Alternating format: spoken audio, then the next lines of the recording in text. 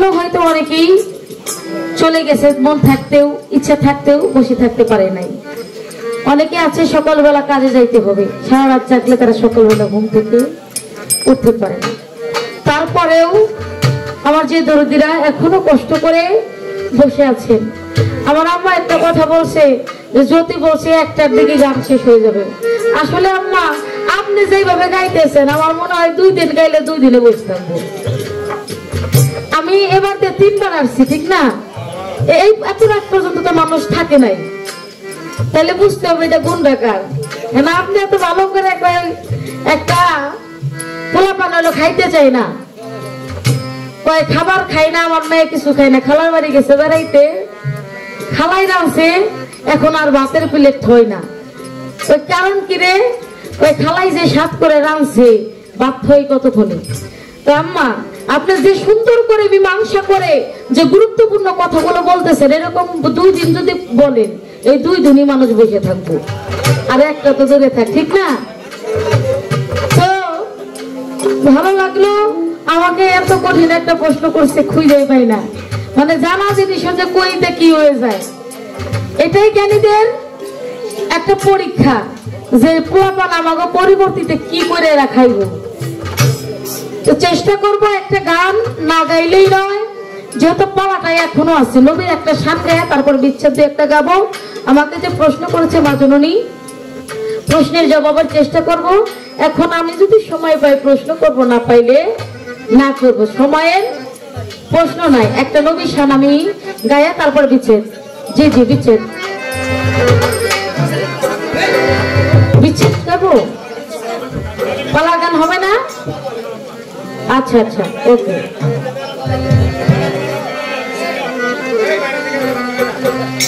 আসলে অনেক কথা, প্রশ্নের পরে প্রশ্ন, কথার পরে কথা, যুক্তির পরে যুক্তি থাকে, এইটাই পালা গানের একটা নিয়ম। তো একটা সময় আছে আমরা চাইলেও আর অনেক কিছু করতে পারি না, কারণ সময় তো আমাদের একটু লক্ষ্য রাখতে হবে।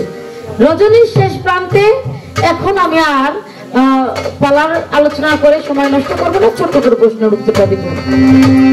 আমার প্রশ্ন করেছে আমার নবীজি তার নবুয়তের একটা চিহ্ন তার একজন সাহাবীর কাছে জমা রাখছে। ওই সাহাবীর একটা ভুলের কারণে, বেয়াদবির কারণে সে আমানতকে খেয়ানত করছে। অবশেষে ওই চিহ্নটা হারিয়ে গেছে। একটা প্রশ্ন রাখবো? আচ্ছা আচ্ছা চেষ্টা করবো। ওই চিহ্নটা হারিয়ে গেছে, কাল কিয়ামত পর্যন্ত ওইটা আর পাওয়া যাবে না। এটা ওই জায়গা থেকে একটা গাইবি শব্দ আসতো। ওই চিহ্নটাকে আমরা সকলেই জানি। আমার দয়াল নবীর মোহরে নবুয়ত ছিল পৃষ্ঠদেশে, তার মধ্যে লেখা ছিল কি?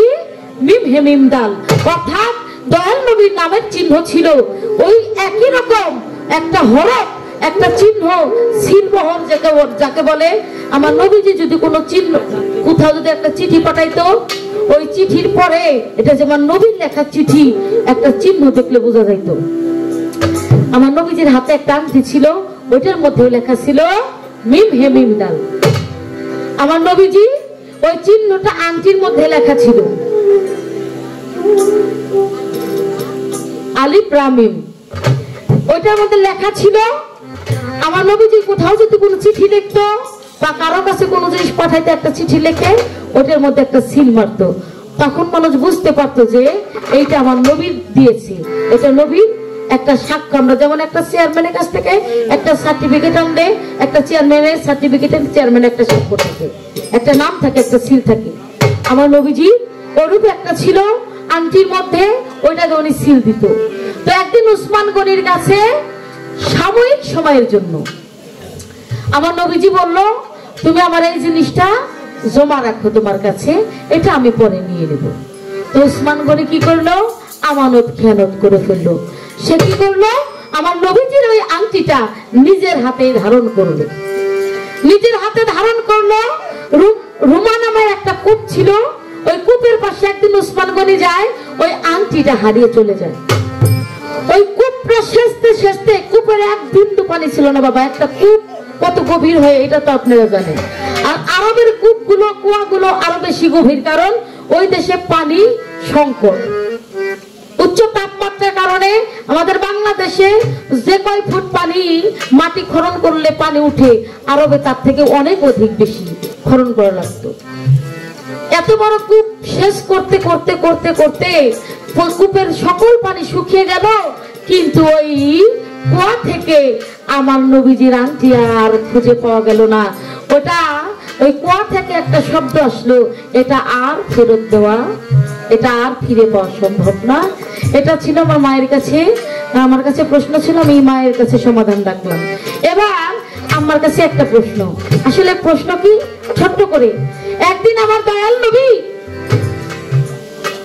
বসে আছে আনন্দ সুখী, এমন সময় একটা ব্যক্তি আমার নবীজির কাছে হাজির হলো, আমার নবীজির কাছে উপস্থিত হলো। আমার নবীজি ওই ব্যক্তিটা দেখে আনন্দে আত্মহারা হলেন, তার চেহারার মধ্যে দেখেই খুশি হয়ে গেল। আমার নবীজি দেখার পরে খুশি হওয়ার সাথে সাথে আমার আল্লাহর কাছ থেকে একটা ওহী নবীর উপর আসলো জিবরাইলের মাধ্যমে। ওহীটা আসার সাথে সাথে আমার নবীজি চোখের পানি ঝরঝর করে ছেড়ে দিল। আমার নবীজি জীবনে এতটা দুঃখ আর কোনোদিন পাই না। আমার মায়ের কাছে একটু জিজ্ঞাসা, আমার নবীর কাছে কোন এমন ব্যক্তি আসলো যাকে দেখা মাত্রই আমার নবীজি খুশি হয়ে গেল? কারণ তার দেহের মধ্যে কিছু চিহ্ন ওই সময় ফুটে উঠেছিল। আবার সে মুহূর্তের মধ্যে আল্লাহর কাছ থেকে একটা ওহী আসলো, হে দোস্ত তুমি এতটা খুশি হও না, কারণ তুমি যা দেখে খুশি হচ্ছে এটা কখনো প্রতিফলিত হবে না। এই কথা শুনে শুনেই আমার নবীজি আবার চোখের জলে মুখ ভাসাইলো। ওই ব্যক্তিটাকে নবীর সামনে আসলো, কোন চিহ্ন নিয়ে আসলো, কোন চিহ্ন দেখে আমার নবী খুশি হলো, আবার কি খবর পাইলো যে আমার নবীজি আবার চোখের জলে মুখ ভাসাইলো। ওই ব্যক্তিটাকে তার মুখের মধ্যে কোন চিহ্নটা ভেসে উঠেছিল। একটি কথা আমার মায়ের কাছে আমার রইলো, আমার আরো কোনো জিজ্ঞাসা নয়। একটা গান আমি বিচ্ছেদ গান রাখতে ধন্যবাদ, যেহেতু রাতটা একটু বেশি হয়ে গেছে গাইব।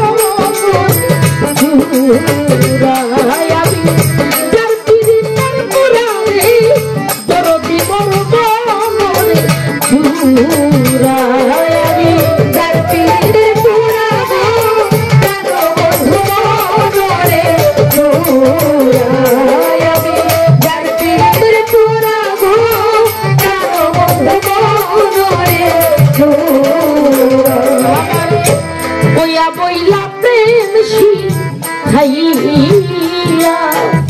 গলায় দিছে পিরি রশি বইলা বইলা প্রেম শিখাইয়া গলায় দিছে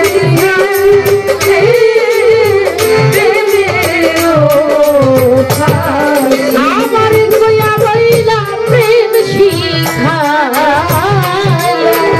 গলার মধ্যে দিছে এক ফাঁসি একদিন খবর নেই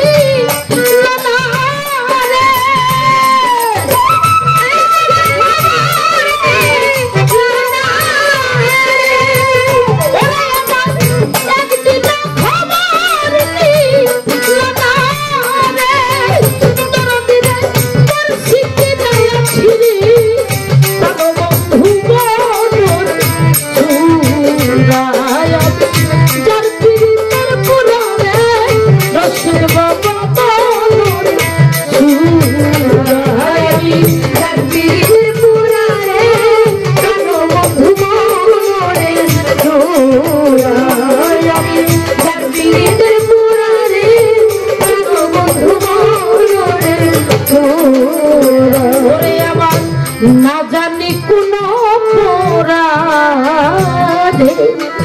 বন্ধু হইছে দেশ ছাড়ে দেশি না জানি কোন অপরাধে বন্ধু হইছে দেশ ছাড়ে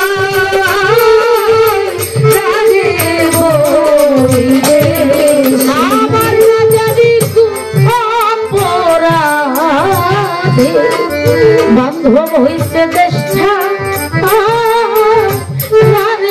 ওই দেশি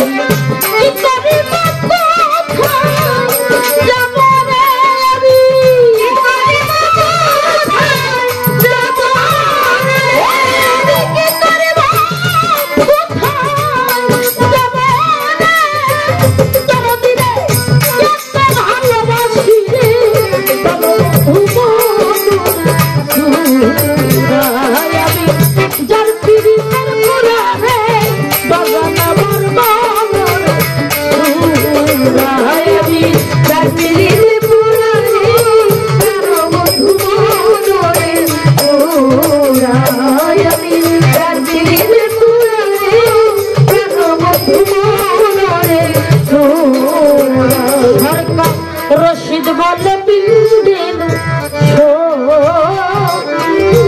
আমি হব ওই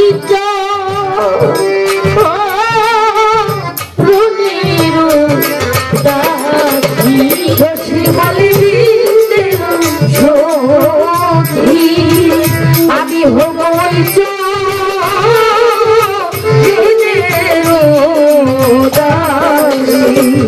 সরকার রশিদ বলে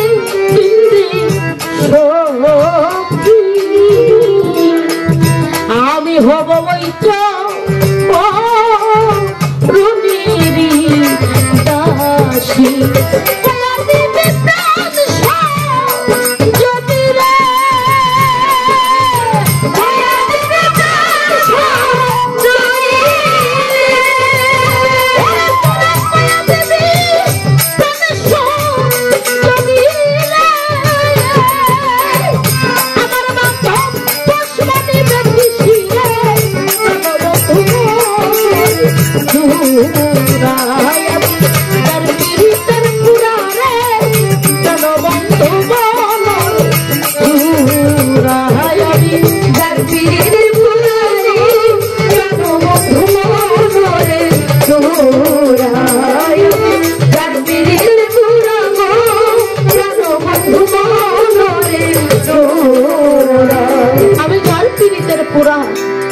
প্রাণবন্ধু মধুরা মানুষের চলার পথে অনেক বন্ধু হয়, লক্ষ লক্ষ টাকা খরচ করবেন, দেখবেন আপনার বন্ধুর অভাব হবে না। কিন্তু বান্ধব কিন্তু মানবের জীবনে সবাই হয় না। বান্ধব যদি কেউ হয়ে থাকে, বান্ধব হয় জনম দুঃখিনী মা। সন্তানের বান্ধব, বান্ধব হয় জন্মদাতা পিতা, সন্তানের জন্য বান্ধব হয় তার বাবা মা, আর একজন ভক্তের বান্ধব হলো তার মুর্শিদ। গুরু বিনে জগতে কোনো বান্ধব না। একটা বাবা মা, একটা জনম দুঃখিনী মা সন্তানের কেমন বান্ধব। একটা মায়ের গর্ভে যখন সন্তান থাকে, ও মা নিশ্চিত থাকে না যে সন্তান প্রসবের সময় আমি আবার এই পৃথিবীর আলো দেখতে পারবো কি পারবো না। মা জানে যে সন্তানকে পৃথিবীর আলো দেখাতে আমার মৃত্যুর ঝুঁকি আছে, আমি মরেও যেতে পারি। নিজের জীবনের মায়া না করে সন্তানের পৃথিবীর আলো দেখানোর জন্য একটা নিঃস্বার্থ ভালোবাসা একটা জনম দুঃখিনী মা তার সন্তানকে দিয়ে থাকে। শুধু তাই না, বাবা বাবা জীবনে এমন বান্ধব বান্ধব, যার বাবা চলে গেছে সে সেই বলতে পারে বাবা না থাকা কতটা কষ্টদায়ক। আমার বাবা কত বড় বাড়ির মালিক, কত বিঘা জমির মালিক, আমার বাবা কোটি কোটি টাকা আছে কিনা এটা তো বড় বিষয় না। একটা সন্তানের জন্য তার বাবা থাকাটাই বড় ভাগ্যের ব্যাপার। কারণ বাবা নামক বটবৃক্ষের ছায়া যার মাথার উপরে আছে তার কখনো অভাব হয় না। এই দুনিয়ায় লক্ষ লক্ষ টাকা আছে কিন্তু তার ঘরে মা বাবা নাই। বাবা ঘরে গেলে তার ভিতরটা শূন্য শূন্য লাগে, তার দেহে মনে কোনো শান্তি নেই। বাবা মা মানুষের জীবনে এমন সম্পদ। তাই বাবার আদর, মায়ের আদর যে কেমন লাগে, এই আদরের যে কত স্বাদ আমার নবী মুহাম্মদ জীবনে পাই নাই।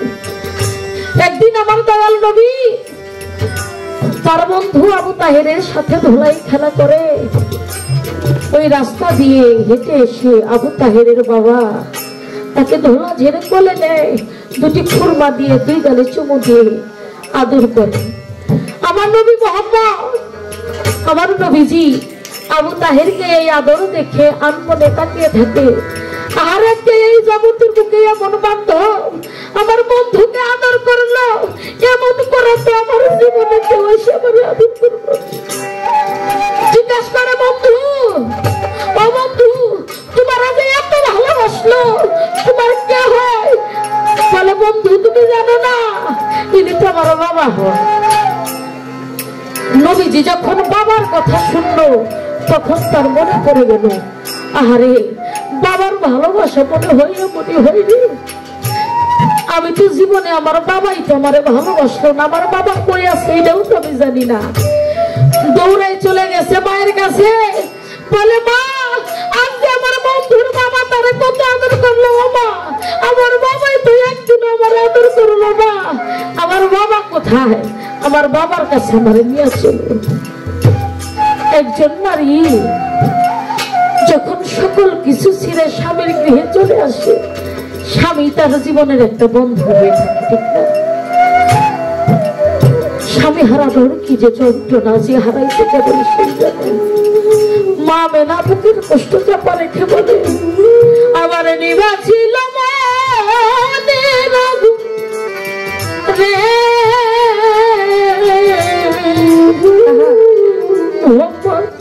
মোহাম্মদ দিলির আমার বান্ধব হারাবে ধরে আমি ছিলাম মা মেলা চোখের পানি সারে বলে, মোহাম্মদ রে আমি তোরে যে কি বলে সান্ত্বনা দিব, এই মুহূর্তে ওই ভাষাটা আমার নাই। জন্মের পরে যে সন্তান তোর বাবার মুখ দেখে নাই, বাবাকে ডাকার মতো সুযোগ হয় নাই, বাবার মুখে যাইতে পারে নাই। আমি এখন যদি বলি তোমার বাবা এই দুনিয়ায় নাই, আমার মোহাম্মদ বুঝি বুকের কষ্ট রাখার জায়গা পাবে না। চলে গেল শাম শহরে নবীজিকে লইয়া, দূর থেকে মায়া মেনা দিল রে দেখাইয়া, ওই যে তোমার বাবা মোহাম্মদ রইয়াছে ঘুমাইয়া, এই জগতে প্রাণের বান্ধব আসবে না ফিরিয়া। যখন নবীজিকে বলে তার বাবার খবরটা দেখা দৌড়াই গিয়া নবী আমার বাবার কবরের উপরে পড়েছে। ও বাবা, একটা বার ফিরে আসো না। একজন সন্তান যতখানি দাবি নিয়ে বাবার কাছে যায়, বাবা গো কোনোদিনও তোমার কাছে কিছুই চাইব না, আমি কোনোদিনও বলবো না করে দাবি নিয়ে তোমার কাছে, শুধু একটা বার আমি তোমার বুকে যাইতে চাই, একটা বার তোমার বুকের মধ্যে থাকতে চাই। বাবার মুখে মধ্যে থাকার যে কি শান্তি আমি নবী মোহাম্মদ জীবনে পাই নাই। বাবা তো কথা বলে না, পিছন ঘুরে চলে যায়। পরে আমার মায়া মেদার দাঁড়ি বলে, ডেকে দাও না জনম দুঃখী মায় আমার বাবারে। এর মধ্যে আজরাইল আইসা মায়ের জান পাখিটা কি আছে রে নিয়া, মাতা কথা বলে না বাবা, গিয়াছে পড়িয়া। নবী আমার চোখের জলে বহু ভাষা, এই দুনিয়ার বুকে আমি মোহাম্মদ বুঝি জনমের দুঃখ হইলাম। যদি কোনো এতিম সন্তান দেখতো আমার নবীজি, ওই এতিমের মাথার উপর হাত রাখতো, এতিমকে মোহব্বত করতো আর বলতো, জগতের মানুষ রে, তোমরা কখনো এতিমের হকটা নষ্ট করবে না, একজন এতিমকে কখনো ঠকাইও না। একটা এতিমের যে কি জ্বালায় আমি নবী মোহাম্মদ বুঝেছি। আমি এই জগতের বুকে একজন এতিম ছিলাম। ও আমার উম্মতেরা, আমি নবী মোহাম্মদ তো জীবনে কোনো কিছু করতে পারি নাই। আমার উম্মতের জন্য সকল ইবাদতই আমি করেছি, কিন্তু আমার বাবা মায়ের সাধন ভজন আমার দ্বারা হয় নাই, আমি সুযোগ পাই নাই। যারা আমার উম্মতেরা আছে তারা বেশি বেশি করে আমার যার যার বাবা মায়ের মহব্বত করো। বাবা তোমার কাবা, মা হইল মদিনা। তাই এই জগতের বুকে যার বাবা মা হারিয়ে যায়, বাবা তার জীবনে সকল কিছু থাকতে বড় কোনো কিছু তার জীবন থেকে হারিয়ে যায়। তার মুখ দেখে যে দুঃখ বুঝবে, এই বান্ধবটা হারিয়ে যায়। তাই সেখান থেকে আমার সিদ্ধান্ত দেখছিলাম, কার কাছে যাও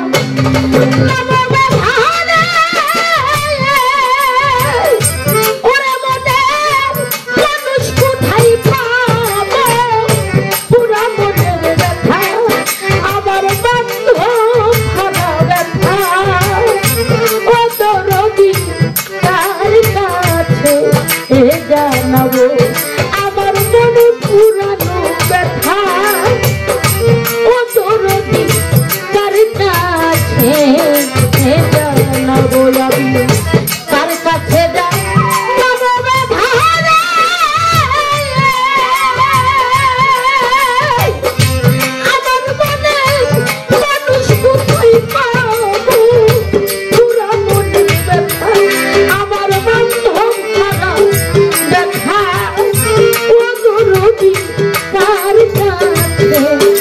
জানাবো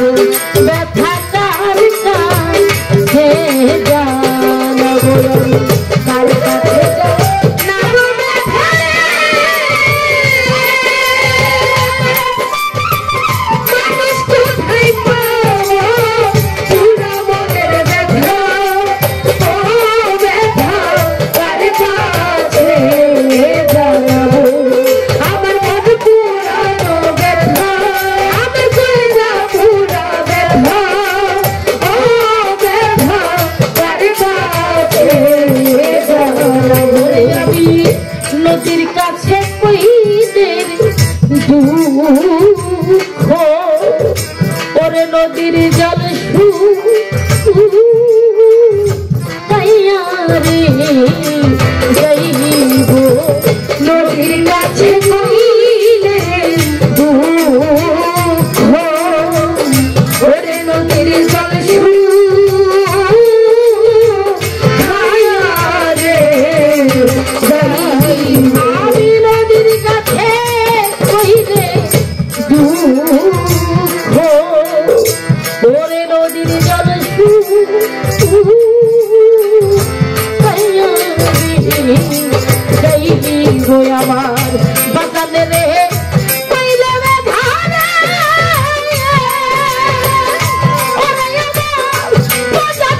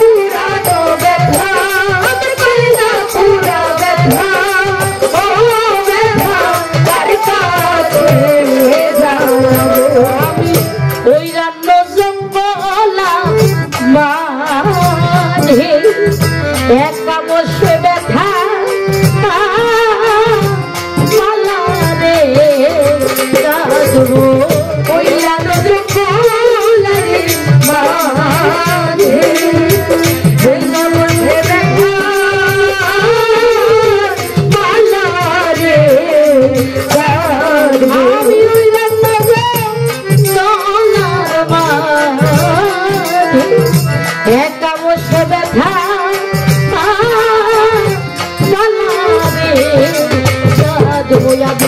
পাইলে আমার প্রাণ বন্ধুরে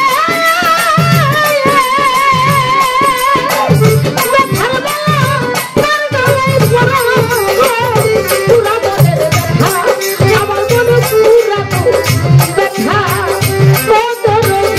তার কাছে জানাবো আমার মন পুরা ব্যথা আমার কলিজা পুরা ব্যথা